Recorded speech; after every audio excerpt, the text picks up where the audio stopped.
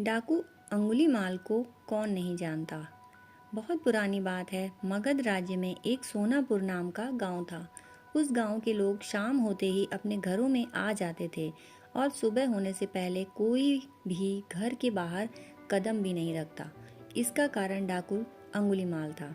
डाकू अंगुलीमाल मगध के जंगलों की गुफा में रहता था।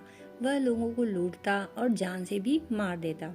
लोगों को डराने के लिए वह जिसे भी मारता उसकी एक उंगली काट लेता और उन उंगलियों की माला बनाकर पहनता। इसीलिए उसका नाम अंगुलीमाल पड़ा।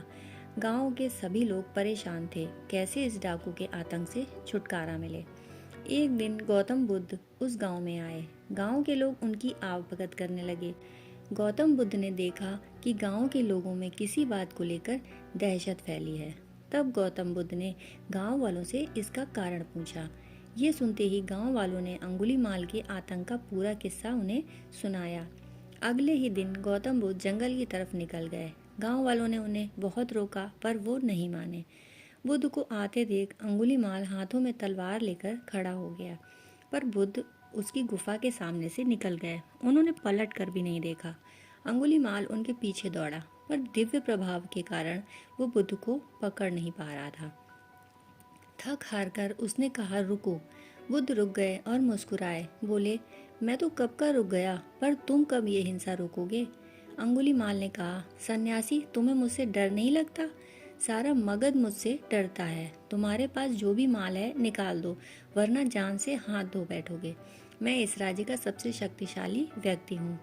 बुद्ध जरा भी नहीं घबराए और बोले, मैं ये कैसे मान लूँ कि तुम ही इस राज्य के सबसे शक्तिशाली इंसान हो? तुम्हें ये साबित करके दिखाना होगा। अंगुलीमाल बोला, बताओ कैसे साबित करना होगा? बुद्ध ने कहा, तुम उस पेड़ से 10 पत्तियां तोड़कर लाओ। अंगुलीमाल ने कहा, बस इतनी सी बात, मैं तो पूरा पेड़ उखाड़ सकता हूँ। अंगुलीमाल ने 10 पत्तियां तोड़कर ला दी। बुद्ध ने कहा, अब इन पत्तियों को वापस पेड़ पर जाकर लगा दो। अंगुलीमाल ने हैरान होकर कहा, टूटे हुए पत्ते कहीं वापस लगते हैं क्या? तो बुद्ध बोले, जब तुम इतनी छोटी सी चीज को वापस नहीं जोड़ सकते तो तुम सबसे शक्तिशाली कैसे हुए? यदि तुम किसी चीज को जोड़ नहीं सकते तो कम से कम उसे तोड़ो मत। यदि किसी को जीवन नहीं दे सकते तो उसे मृत्यु देने का भी तुम्हें कोई अधिकार नहीं।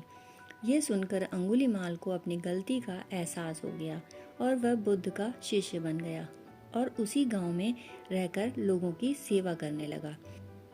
आगे चलकर यही अंगुलीमाल वाल्मीकि के नाम से प्रसिद्ध हुए। इसीलिए कहा जाता है कि कोई भी इंसान कितना ही बुरा क्यों ना हो, वह बदल सकता है। दोस्तों, अंगुलीमाल बुराई का एक प्रतीक है और हम सब में छोटे बड़े रूप में कोई ना कोई बुराई होती ही है। ज़रूरत इस बात की है कि हम अपने अंदर की बुराइयों को पहचानें और उन्हें खत्म करें।